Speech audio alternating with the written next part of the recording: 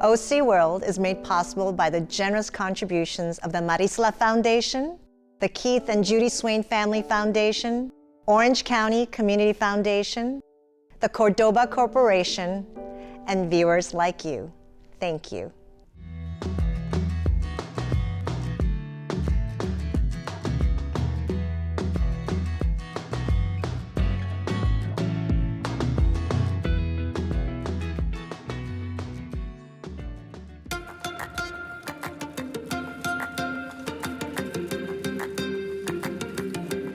Ed Begley Jr. has had an astonishing 50-plus year career as an actor that dates back to the 1960s. St. Elsewhere, Pineapple Express, Best in Show, She-Devil, Modern Family, Portlandia, Curb Your Enthusiasm, Better Call Saul, and Young Sheldon.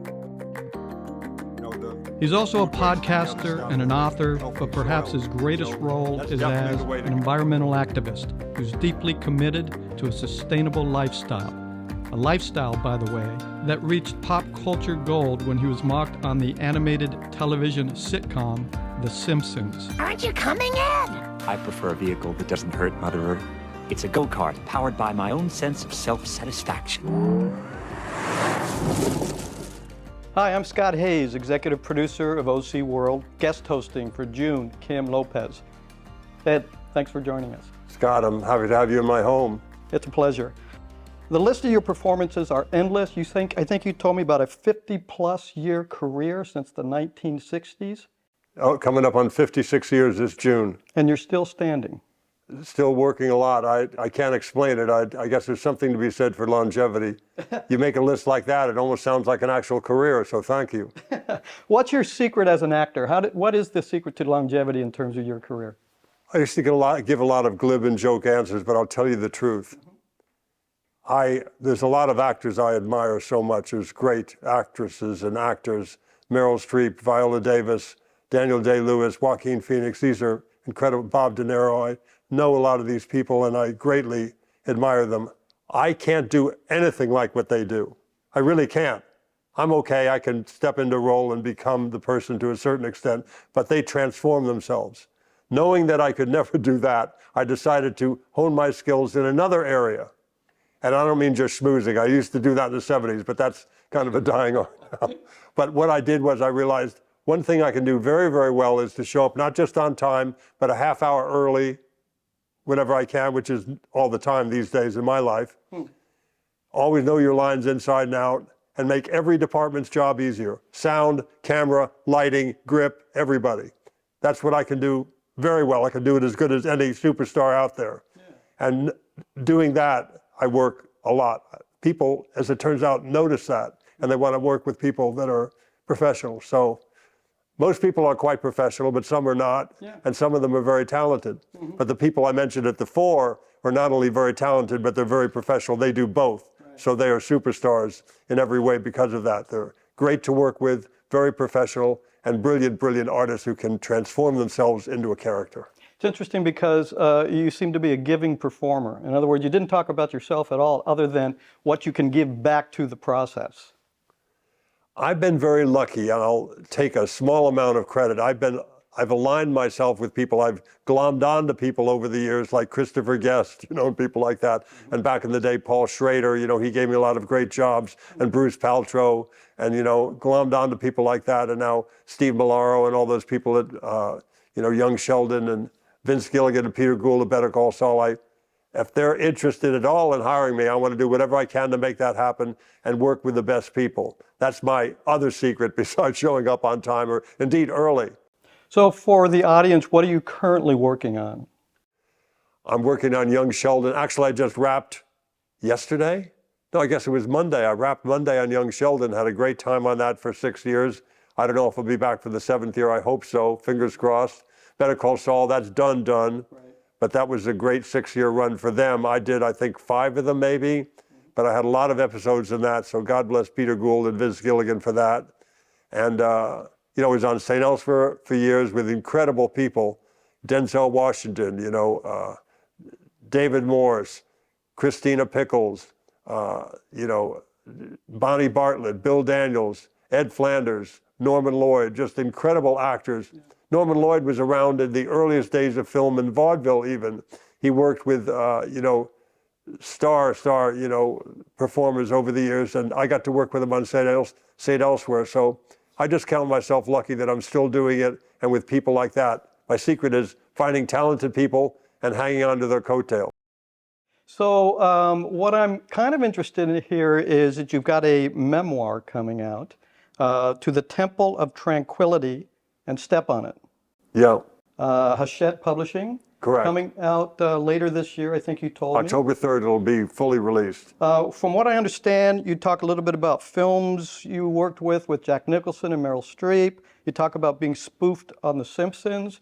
You write about your encounter with Marlon Brando, your insights into the Beatles, Richard Pryor, Cesar Chavez, Tom Waits, and you talk about your addictions, your failures, and your redemption, right? Yes. So all this is going into the book? Correct. That's amazing. And was it tough to go there, to write about all that, to get into the book? Did you have a hard time going to those past memories? It was quite a wonderful experience. It was very, very emotional in a good way. It was not bad at all. None of it was. I had no intention of writing a book myself. People started approaching me about writing a book with a ghostwriter. I went, that sounds okay. How does that work? Well, you kind of talk into a tape recorder. They type as you talk or whatever way you want to do it. And they want to do it, but we'll hook you up with a ghostwriter. So let me think about that. My daughter, who was just here a minute ago, you saw her, she said, well, I want to do that. Let me just put something together and I'll chronicle you with my phone and I'll take notes. And we did it a little bit and both of us got busy with other things. And then I got a call again from this literary agent saying, what about getting a ghostwriter? I said, well, my daughter's maybe going to pick up the ball again and run with it. And that never happened. So I went, here's what I'll do for a ghostwriter or my daughter, for somebody, I'll start taking some notes about different things, some stories. If I get hit by a truck tomorrow, at least I'll have these written down. I started to write, and very quickly, within just a few weeks, maybe 2 weeks, I had 45 pages. Wow. And they were like chapters. They were fairly well-structured chapters. I went, I'm not giving this to anybody to do. I want to do this myself. I don't even want to give it to my daughter. I want to write it myself because it was so much fun. And the discovery of knowing you open a door to a hallway you haven't been down since the 60s, some old memory. And you do that, you walk down that hallway and you remember more things. But the wind that's blown open that one door blows open a few others you didn't even know existed down the hallway, and you remember other things and you remember other, and it's like a Ouija board that actually works. It's like, whoa, what do you mean up in the attic? No, I don't want to go down the basement either. It's something, it kicks off a lot of memories when you start to uncover some of this stuff from years ago, and it was quite a joy to do. I really liked it. If I'm just doing it for my kids and grandkids, I'm happy. Was it cathartic? Quite cathartic. Yeah, it was very, very good. And I found some things, there was some common trends about addiction. There was common things that went on throughout my life that I was unaware of for the first 30 to 40 years of my life, certainly 30. I was unaware of my privilege. I had no idea how lucky I was to be born Ed Begley's son in Van Nuys, California, in the San Fernando Valley, one of the cushiest suburbs that ever existed. It was like a great way to grow up in the 50s and 60s. And we had bad things too. There was the smog and other things like that. We began to see what was going on in other parts of the world, and that was something that needed to be dealt with. But I had no idea of my privilege and my good fortune. And somehow I was able to work and get jobs with no training and very little talent. And I kind of learned while I was doing it. You could do that back then. I don't know that you can now. But I was very lucky. So it's a story about addiction, about privilege, about incredible friendships and incredible gifted people that I've worked with in every sense, What would you say was the redemptive moment?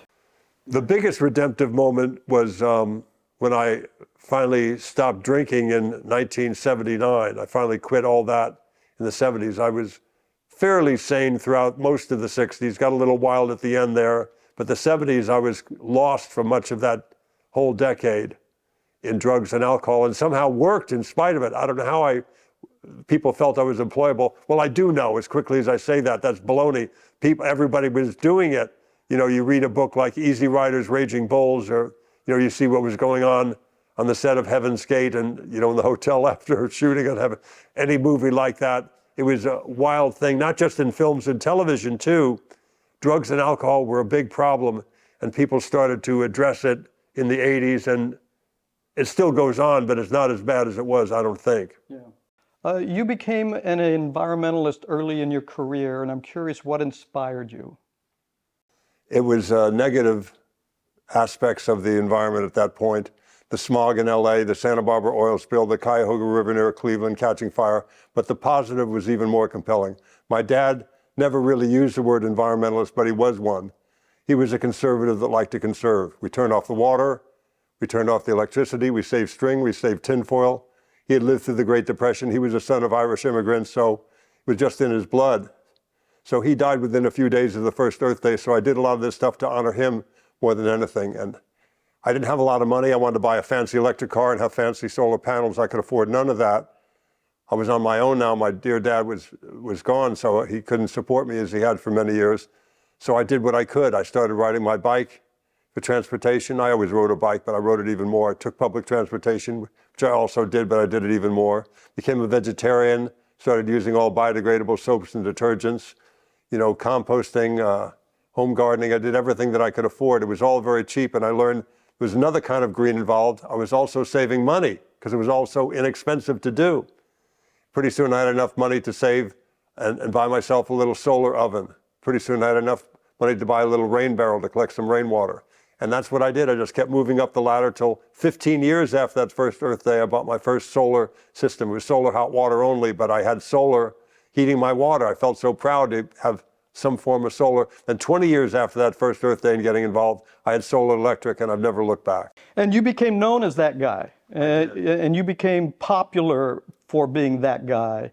And I think I had read recently that perhaps you felt like it influenced your career a little bit during a particular time period. Is that true? According to my agents and managers, it did, but I don't need anybody to throw a fundraiser for me. I did just fine. Even on bad years, I worked enough to get by and then some. And my expenses were so low because I'm growing my own food, I'm collecting my own rainwater, I'm making my own electricity, I'm heating my own water, all with the sun and what have you. So all the green choices I made, they were good to weather, tough times work-wise, in my business. And so I always did fine. And but it was in the decade of the 90s, I did 6 weeks in a movie that Brian Grazer and Ron Howard gave me, this movie called Greedy, and I had a week and a half, I think, on a movie. 1 week I had on, what was that movie? Batman Forever, that Joel Schumacher gave me. That was the sum total of the studio movies I did in a whole decade, when I had done a great many every decade before.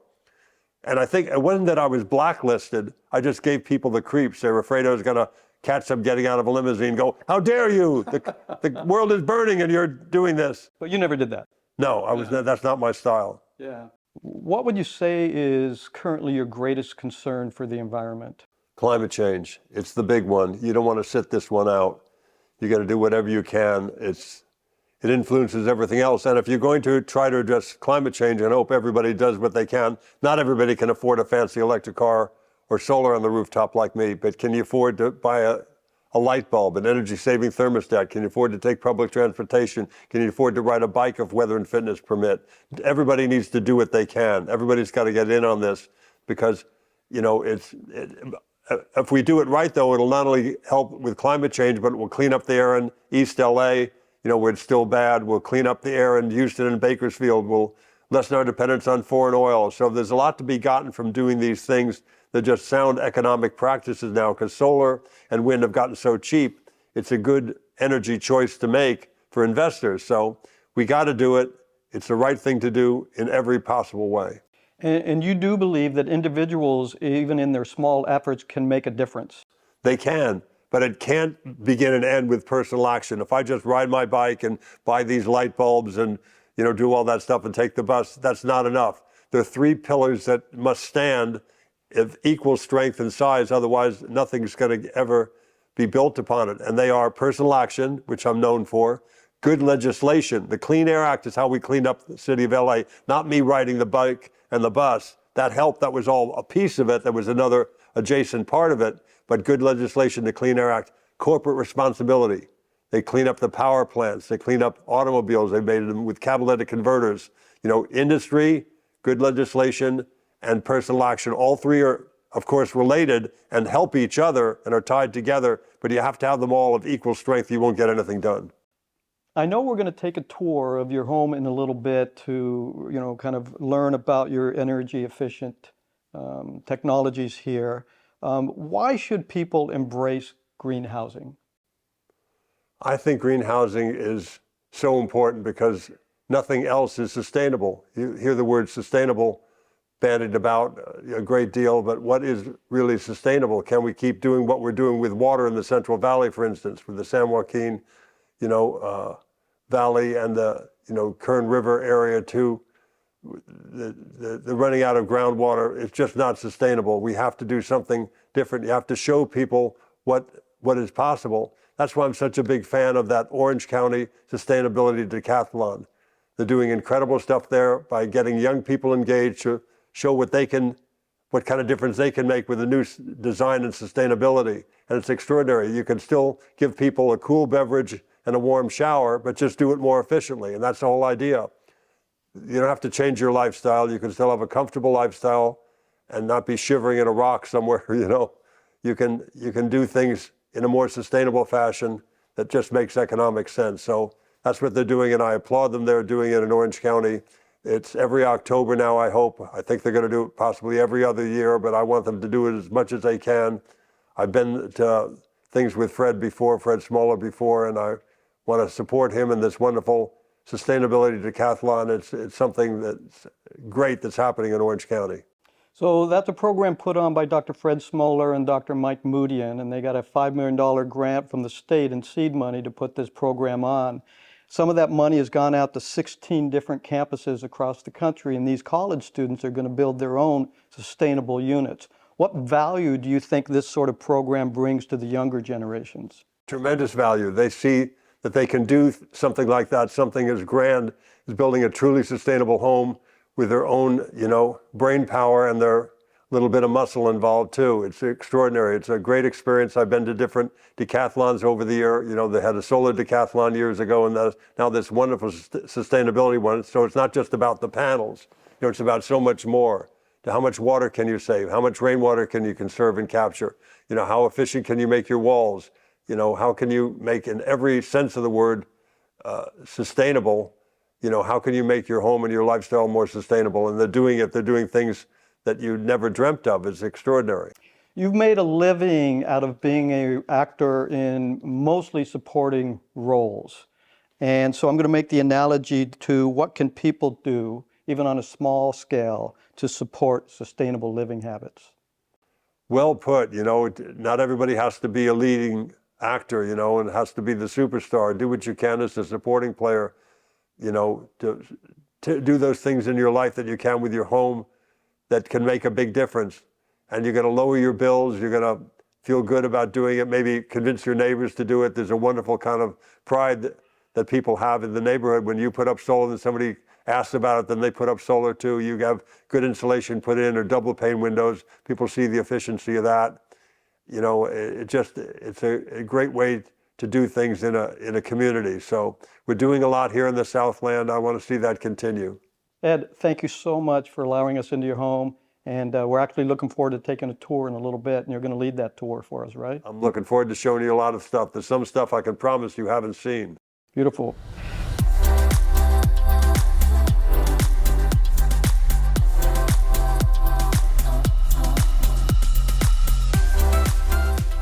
Okay, so share with me, what's going on here? Well, we got this to be a LEED platinum home, and to go beyond gold and silver and get to platinum, you have to do everything. So the biggest points you get are what they call the envelope of the house. How energy efficient is it? And we have big, thick walls. You can see from there to there. What does that look like? About 12 inches? Easily, yeah. It is. It's 12 inches exactly. And there's 7 layers from inside out. Then you got double pane where you want glass and you want light. You have glass, but it's all double pane, of course. But that thick wall, which is a vast majority of the house beyond the glass, is so energy efficient because there's 7 layers from the inside to the outside. There's a highly efficient foam, so you get an R rating that's off the charts. That's the big one. You start there and you can accomplish a lot. That's amazing. That's amazing. Costly? Not much more than the alternative, but you get your savings back in heating and cooling costs in just a short time. Beautiful. All right. Let's come look at the garden. Let's do it.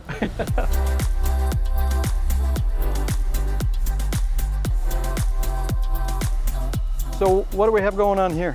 I got a lot of different plants growing here. I've got some celery there. I've got some Swiss chard, some kale over there. I'm always growing something year round because it's much more efficient to grow your food on site and not truck it in from distant lands and be very efficient with the water you use on it. It's also very efficient to not buy your soil amendments from elsewhere and have them trucked to your home or somehow get to your home with shipping costs and fuel. So I make my own plant food on site as well. I have 5 compost bins out back, so some is always ready to make new plants. Old plants become new plants. That's beautiful. That's a beautiful arrangement. And then these are intended for? Yeah, to keep the squirrels at bay. We have a healthy squirrel population up in that tree. Very nice. So where do you want to go next? Well, to grow food, you got to have water. Let me show you how I'm collecting my rainwater. Buried underground is what looks like a big 2-man submarine. It's huge. It's a 10,000-gallon rainwater tank. Wow. And here's part of it right here. Give me a hand lifting this Yep. up. This is the overflow tank. This is a mere 500 gallons of rainwater that collects here. When it overflows from the 10,000 gallons it's stored here, then eventually it'll pump it out to the street if you've gone beyond capacity. With this rainfall we have. Yeah. So we've got plenty of rainwater, 10,000 gallons saved up, and what looks to be about 200 or 300 gallons right there. Wow. You can use this to water your crops, you can use it to water your vegetables, you can use it for just about anything. If you put it through a little filter, you could use it for drinking even. Really? Yeah. That's interesting. I'll grab it this time. Thank you, pal. Ooh, that's heavy. It's heavy. All right, where to next? Let's go look at the power walls. All right. Well, we've got 9 kilowatts of solar up in the roof, and also to manage our power needs, we have 2, not 1, but 2 Tesla power walls.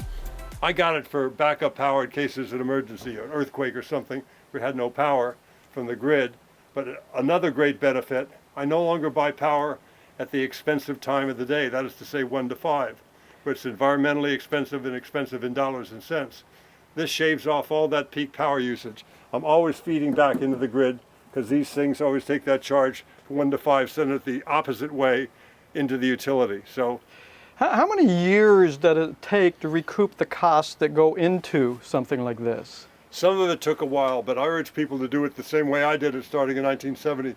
Do the cheap and easy stuff first. Pick the low-hanging fruit first. Buy the energy-saving light bulb, the energy-saving thermostat.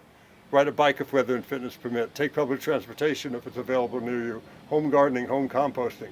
Everything on that list I just put out to you there.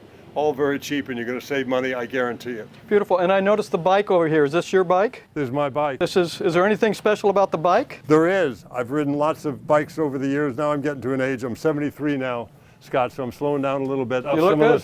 Thank you. You look pretty good yourself. You're doing something right. Yoga, I think, right? Yoga, yeah, I said You yoga. see, I knew it. But riding this thing, I can pedal, which I do when I ride it, but also if you want a little oomph, you can get a little electric power going up the hill. So Beautiful. at my age, I don't mind a boost once in a while. Occasionally, like with that trap door, I needed a helping hand. And that's how you stay so slim, probably. All the bike Exactly. riding? Tell my wife, would you please? I will. Let's go inside and look at a couple of other things I'm sure you have not seen. Ooh, I'm looking forward to that. Come in the kitchen, I want to show you something you probably have not seen. Now, normally, in every home I've lived in, you turn on the water, you got to wait for it to get hot. 1 Mississippi, 2 Mississippi, 28 Mississippi, 35 Mississippi. Takes forever, you waste a lot of water. Turn on that tap and tell me what happened. Wow. Hot right away. Right away. Now, the basic technology has been around for decades. It's called a circulating pump. You circulate in a loop, a plumber's loop, under the house, the water, so that from that hot water heater to this tap, it's constantly slowly moving, a very low wattage pump, but it uses some power. And in so doing, you have hot water quickly. That's not quite what we have, because there's a problem. You got that motor on all the time, that pump using power. And also, what else are you doing? You're circulating that water, and while you're circulating it, you're cooling it. It has to be reheated again at the water heater all the time. So cool, heat. The cycle is endless, and you're running the little pump. Not entirely efficient. You're saving water, but at quite a price. Right. What if you had a motion detector in this room? So when you walked in and thought, I bet he's going to want some hot water to wash his hands and to do something in the kitchen with. A motion detector. Right up there, look above your head. See that little dot up there? That's a motion sensor. So when we come in the room, we went, I think Ed's going to want some hot water. And it turns on that pump. By the time I got here, the tap, I got here, 1 Mississippi, you got hot water. That's amazing. Best of both worlds. When you're asleep, it's not on. When you're out of the house, it's not on. When you don't need it, it's not on. Yeah. But it's there when you need it. Is this something you brainstormed, or how did you know? No. It's called Act on Demand. It's out there. It's a wonderful way to have hot water quickly at your tap and not, waste a lot of energy. And is this a technology that the average homeowner can incorporate? Now they can. It was unknown to me back in 2016 when we put it in, but I know about it now. There's another one you probably never heard about. We have a pool outside, a nice, kind of a lap pool. Mm-hmm. My wife wanted a pool. I thought they were an environmental nightmare, pools. I didn't want to waste that kind of water, but happy wife, happy life. So the pool stayed, but it wasn't warm enough for us. I said, we're never, ever going to be using natural gas or electricity to heat pool water. We're going to do it with a cover. If that's not good enough, forget about it. We did it with a cover. It wasn't warm enough. So I said, well, give me some real estate in the backyard to put up more panels. She wouldn't have it. She didn't want to see the panels. I said, let me find another way. We put black tubing on the back, the flip side, the underside of the photovoltaics. You've been near a photovoltaic, Scott. Oh, damn. I burned my hand. It's so hot. You touch a dark panel on a sunny day, it'll burn your hand. It's so hot. Mm-hmm. The underside is nearly as hot as the front. If you put black tubing on the back of the photovoltaic, you're going to do two things. You can heat water with it, which we're doing for the pool, and also you're making the panels more efficient. When they get hot, they lose efficiency. The compromises in a marriage yield positive results sometimes. You see? Worked out pretty good. It worked out really well. That's called hot sun or H2O sun, and they make a wonderful system to heat water from the back of your solar panels. And did you have to research the technology and figure this all out, or did someone smarter than me did? A man named Scott Harris found it, and John Woosley found a lot of it too, and they're very good guys who built this house. Yeah. Beautiful.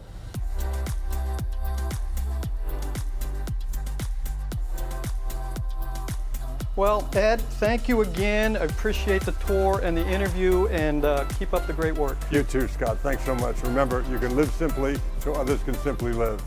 I like that. Thank you, pal. Thank you. Have a good one. You too.